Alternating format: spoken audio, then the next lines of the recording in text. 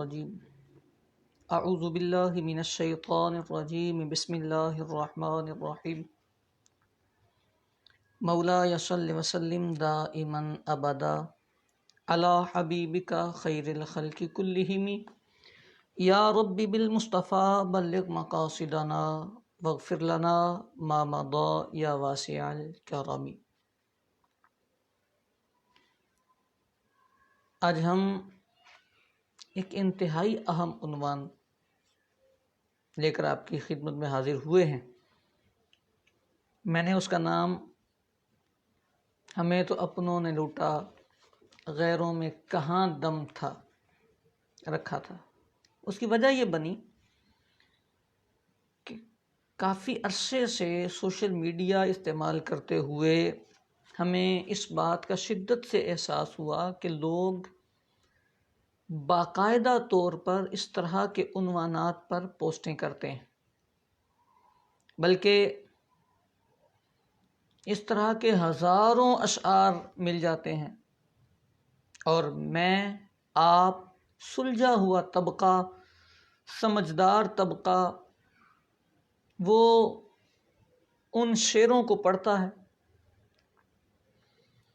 ان اشعار کو اپنے دماغ میں بٹھاتا ہے، اور پھر ان کے مطابق اپنا جو اس کی پریکٹیکل لائف ہے اس کو گزارنے کی کوشش کرتا ہے۔ نتیجہ یہ نکلتا ہے کہ وہ غلطی کر جاتا ہے، اور چونکہ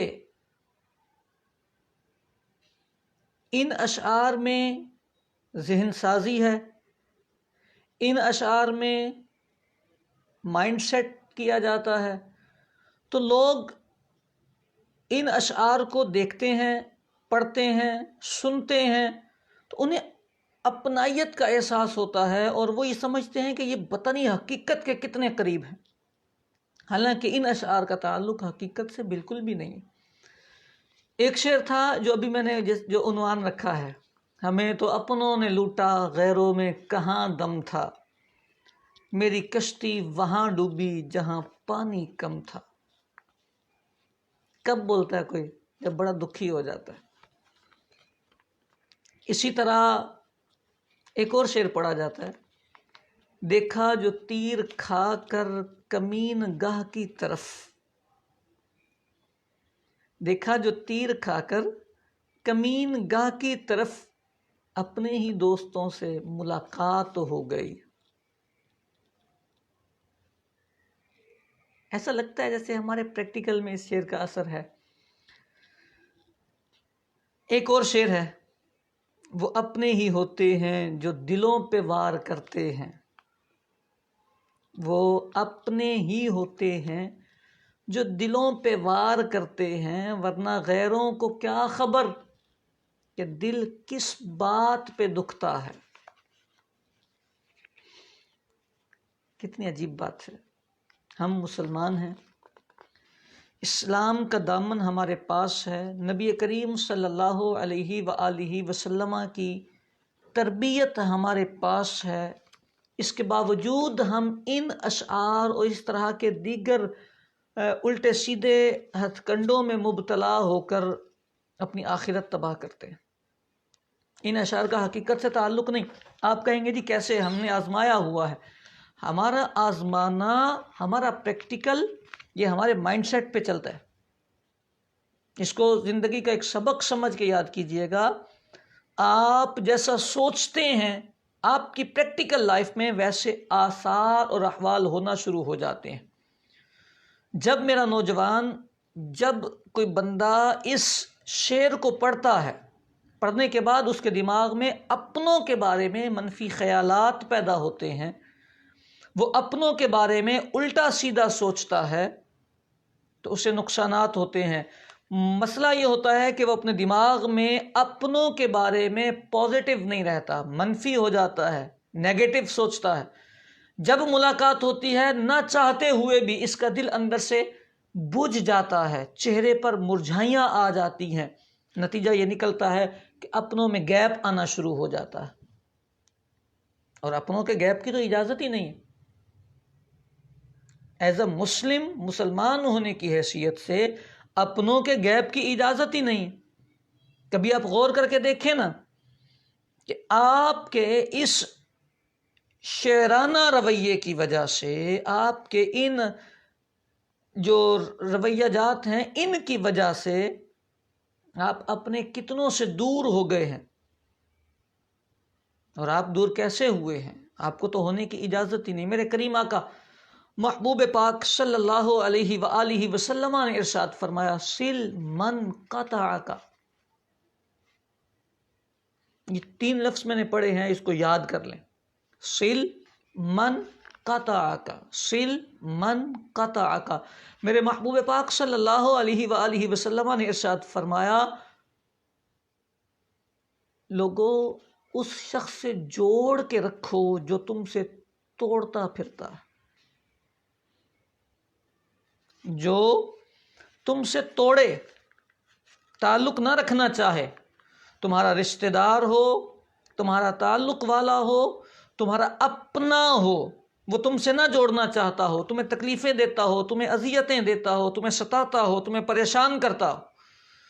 میرے کریم نے فرمایا سل، تمہیں یہ آرڈر ہے، تمہیں یہ حکم ہے کہ اس سے جوڑ کے رکھو. اب سوچئے کہ آرڈر ہمیں نبی پاک کا ہے اور ہم اپنے خیالات میں گم ہو جاتے ہیں. جی اس نے مجھے ستایا ہے، اس نے مجھے پکایا ہے، اس نے مجھے تنگ کیا ہے. بابا تنگ کرنے کے باوجود میرے کریم نے فرمایا سل من قطع کا، جو تم سے توڑے تمہیں اس سے جوڑنے کا حکم ہے. آپ کتب حدیث اٹھا کے دیکھیں، کسی مسلمان سے 3 دن سے زیادہ ناراض رہنے کی اجازت ہی نہیں، حرام ہے.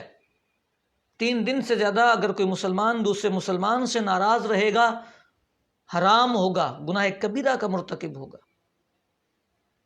نبی پاک کے فرامین موجود ہیں.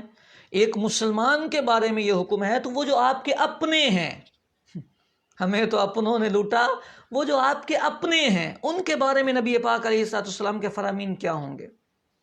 پڑوسیوں کے بارے میں نبی کریم صلی اللہ علیہ وسلم نے ارشاد فرمایا کہ جبریل امین میرے پاس آئے اور پڑوسیوں کے بارے میں مجھے اتنا حکم دیا، اتنے فرامین دیے کہ مجھے ایسا لگا کہ شاید پڑوسی کو بھی وارث بنا دیا جائے گا، وراثت میں حصہ دے دیا جائے گا. او کما قال علیہ السلام. آپ کو بات سمجھ آئی کہ پڑوسی کو اتنے حقوق دے دیے گئے، اس کو ناراض نہیں کرنا، اس سے جوڑ کے رکھنا ہے. تو جو آپ کا اپنا ہے اس کے ساتھ تو جوڑنا لازم ہے، نہیں توڑ سکتے. اللہ تبارک و تعالی نے قرآن مجید فرقان حمید میں جہاں کافرین کا ذکر فرمایا، وہاں فرمایا وَيَقْطَعُونَ مَا أَمَرَ اللَّهُ بِهِ أَن يُوصَلَ. اللہ نے جن کو جوڑنے کا حکم دیا ہے یہ ان کو توڑتے پھرتے ہیں. ہمیں یہ اجازت ہی کہاں ہے کہ ہم اپنوں کے بارے میں غلط سوچیں. ہمیں اس بات کا کہاں سے وہ دائرہ ملتا ہے کہ ہم اپنوں کے بارے میں غلط سوچیں. مسئلہ پتہ کیا ہوتا ہے؟ مسئلہ یہ ہوتا ہے کہ جو ہمارے اپنے ہوتے ہیں نا، وہ اپنے ہوتے ہیں. سچ یہ ہے کہ وہ اپنے ہوتے ہیں، بہت قریب رہتے ہیں ہمارے. ہم ان کے ساتھ اٹھتے بیٹھتے ہیں، ان کے ساتھ دعوتیں کھاتے ہیں، فنکشنز اٹینڈ کرتے ہیں. اور جو جتنا قریب رہتا ہے، ہماری گندی نظر کا یہ مطلب انداز ہے کہ وہ اس کی برائیاں پرکھ لیتی ہے. جس دن ہمیں اپنی نظر کو بچانا آ گیا نا، اور ہم اس نظر کو اچھا دکھانے قابل کر دیے، تو اللہ جانتا ہے وہاں اپنوں کی اچھائیاں نظر آئیں گی، اپنوں کی اچھائیاں نظر آئیں گی. میں کبھی کبھی حیران ہوتا ہوں، میں ان میسیجز اور ان اشعار سے ڈسٹرب ہو گیا ہوں. پھپھو کو ایک بلا بنا کے پیش کیا ہے، پھپھو کو ایک بلا بنا کے پیش کیا ہے، ڈائن بنا کے اس سوشل میڈیا نے پیش کیا ہے. اشعار کہہ لیں، لطیفے کہہ لیں، فنی کلپس کہہ لیں، آپ کا ٹک ٹاک کہہ لیں، یوٹیوب کہہ لیں، پھپھو کا رشتہ ہی بدنام کر دیا ہے. حالانکہ آپ اپنے گھروں میں توجہ کر کے دیکھیں، آپ کے پیدا ہونے پر جسے سب سے زیادہ خوشی ہوئی تھی نا، وہ آپ کی پھپھو تھی۔ جس رشتے نے آپ کی پیدائش کے بعد سب سے زیادہ آپ کو سنبھالا ہوگا وہ آپ کی پھپھو ہوگی، لیکن جیسے ہی آپ نے ہوش سنبھالا، اپنی تھی نا، بری لگنے لگی، عجیب لگنے لگی، اس کی برائیاں نظر آنے لگیں، کبھی وہ تعویذ کرنے لگی، کبھی وہ آپ کا کاروبار ٹھپ کرنے لگی، کبھی وہ آپ کے ابا کو لوٹنے لگی۔ عجیب سا مذاق ہے۔ اسی طرح باقی رشتوں کو بھی لے لیں، جس رشتے کو آپ سمجھتے ہیں کہ وہ آپ کو نقصان پہنچا رہا ہے، توجہ تو کر کے دیکھیں، آپ کی پیدائش پر مٹھائیاں اسی رشتے نے بانٹی ہیں، آپ کو سنبھالا اسی نے ہے، وہ آپ کے خوش ہونے پر خوش ہوتا ہے، لیکن ہم تو شیروں کے پیچھے لگے ہوئے ہیں، جی مجھے بڑا ستا دیا گیا ہے۔ میں نے دنیا میں بہت سارے لوگوں سے ملاقات کی، میں نے دنیا میں بہت سارے لوگوں سے ملاقات کی، لیکن اس ملاقات کا نتیجہ کیا نکلا؟ لوگ پتہ کیا کہتے ہیں؟ ہم نے تو سب کے ساتھ اچھا کیا، ہمارے ساتھ ہی کوئی اچھا نہیں کرتا۔ جی نہیں، کہیں غلطی ہماری ہوتی ہے، جس کو ہم اچھا سمجھتے ہیں وہ اچھا نہیں ہوتا ہمارا۔ ہم اپنے ذہن کو غلط قبلہ دے چکے ہیں، ہم اپنوں کے بارے میں غلط سوچتے ہیں۔ مارکیٹ نکل جائیں تو ہم اچھے ہو جاتے ہیں، آفس چلے جائیں تو ہم آفس والوں کے لیے اچھے ہو جاتے ہیں، باہر نکل جائیں تو ہم باہر والوں کے لیے اچھے ہو جاتے ہیں، لیکن اپنے گھر پہ آ جائیں تو بیوی کے لیے برے ہو جاتے ہیں، اپنے خاندان میں آ جائیں تو خاندان والوں کے لیے برے ہو جاتے ہیں، اپنے سسرال والوں کے لیے برے ہو جاتے ہیں، اپنے مائکے والوں کے لیے برے ہو جاتے ہیں۔ عجیب سی دنیا ہے، جن کے لیے اچھا ہونے کا آرڈر آیا ان کے لیے برے ہو گئے، جہاں گنجائش تھی وہاں اچھے بنے بنے پھرتے، پوری دنیا میں مال تقسیم کرتے ہیں، راشن تقسیم کرتے ہیں، سگا بھائی بھوکا مر جاتا ہے۔ ہم ان اشعار کے تناظر میں غلطی کر گئے۔ یہ اشعار ہمارے مذہب سے نسبت ہی نہیں رکھتے یار، ایک ہوتا ہے تعلق، نسبت ہی نہیں رکھتے۔ ہم نے تو اپنی نسلوں کو ان اشعار سے دور رکھنا تھا۔ ہمیں اپنوں نے لوٹا، غیروں میں کہاں دم تھا، ہماری کشتی وہاں ڈوبی جہاں پانی کم تھا، یہ میرے آپ کے لیے نہیں تھا۔ اپنے تو لوٹتے ہی نہیں ہیں بابا، یہ کون سے ہمارے اپنے ہیں جو لوٹتے؟ پھر ایک مزے کی بات، جب کسی کو سمجھایا جائے نا تو وہ یہ کہتا ہے یار میں نے بڑا کر کے دیکھ لیا۔ اللہ جانتا ہے جس نے بڑا کیا ہو نا اس کے اپنے چھوٹتے نہیں ہیں، جس نے بڑا کیا ہو اس کے اپنے چھوٹتے نہیں ہیں۔ قرآن مجید فرقان حمید میں اللہ رب العالمین جل جلالہ نے بالکل واضح ارشاد فرمایا اچھی کرو، اچھائی سے بدلہ دو، جو تمہارے ساتھ برائی کرے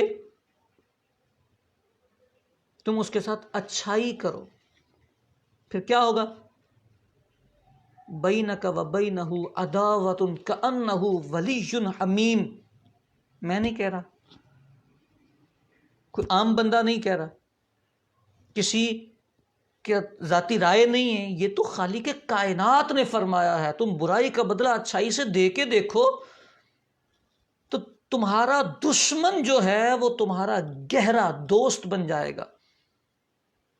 یار ہم عجیب دنیا میں رہتے ہیں، ہم اچھائیاں کر کر کے تھک جاتے ہیں، بقول ہمارے ہم کہتے ہیں ہم نے سب سے اچھائیاں کی ہیں، اس کے باوجود ہمارا کوئی گہرا دوست نہیں بنتا۔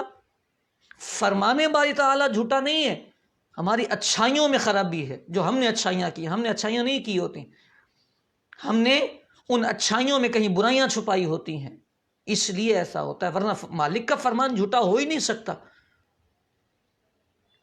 ادفع باللتی ہی احسن السیئہ، برائی کو بھلائی سے دور کرو۔ کوئی رشتہ دار اگر تم سے کم علمی کی وجہ سے، اپنی جہالت کی وجہ سے، نہ پڑھے لکھے ہونے کی وجہ سے، قرآن و سنت سے ناواقف ہونے کی وجہ سے تم سے برائی کرتا ہے تو تمہیں نہیں برائی کرنی، فرمایا باللتی ہی احسن، اور آگے فرمایا فَإِذَا الَّذِي بَيْنَكَ وَبَيْنَهُ عَدَاوَةٌ كَأَنَّهُ وَلِيٌّ حَمِيمٌ، گہرا دوست بن جائے گا۔ میں نے اپنے کئی پڑھے لکھے احباب کو، ذی شعور طبقے کو اس طرح کا مطلب کرتے دیکھا تو مجھے دلی طور پر عجیب بھی لگا اور دکھ بھی ہوا۔ ہمیں اپنی تربیت کرنی ہے، اپنے آپ کو سمجھانا ہے، سلجھانا ہے، ہمیشہ کے لیے کریم محبوب کے فرمان کو یاد کر لیں، سل من قطعک، سل من قطعک۔ یہ میں اس لیے بار بار کہہ رہا ہوں کہ لوگ کہتے ہیں جی ہم تو جوڑتے ہیں، وہ نہیں جوڑتا۔ میرے محبوب نے فرمایا وہ جوڑے یا نہ جوڑے، تم نے جوڑنا ہے۔ میرے نبی پاک علیہ السلام نے فرمایا وہ جوڑے یا نہ جوڑے، وہ توڑے، تمہیں اجازت نہیں ہے توڑنے کی، تم نے جوڑنا ہے۔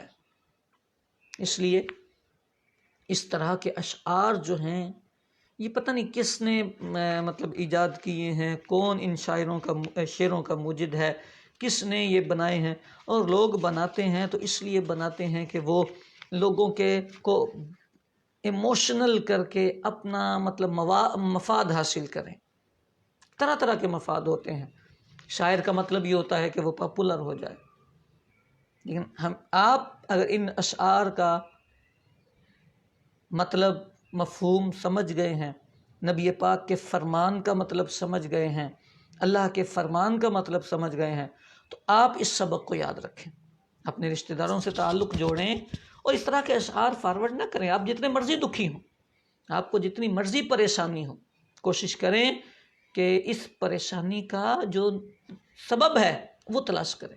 رشتہ داروں کو یوں بلیم نہ دیں، الزام نہ لگائیں رشتہ داروں پر۔ اللہ کرے کہ یہ بات ہمیں سمجھ آ جائے، یہ اشعار جھوٹے ہیں، یہ اشعار غلط ہیں، ان اشعار کا حاصل حصول کچھ نہیں۔ سچا میرے نبی کا فرمان سل من قطعک، سچا میرے رب کا فرمان وَيَقْطَعُونَ مَا أَمَرَ اللَّهُ بِهِ أَن يُوصَلَ ادفع بالتي هي احسن السيئة۔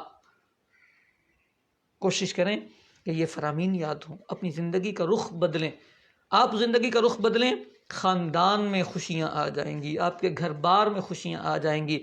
زندگی جینے کا ایک الگ انداز پیدا کریں، اپنی سوچ اچھی رکھیں، اپنا قبلہ درست رکھیں، مصطفیٰ کریم کے فرامین سمجھیں، سیکھیں۔ اللہ کرے کہ ہماری نسلیں بھی خوشیاں انجوائے کرنا سیکھیں۔ اللہ تعالی ہمیں دارین کی سعادتیں عطا فرمائے۔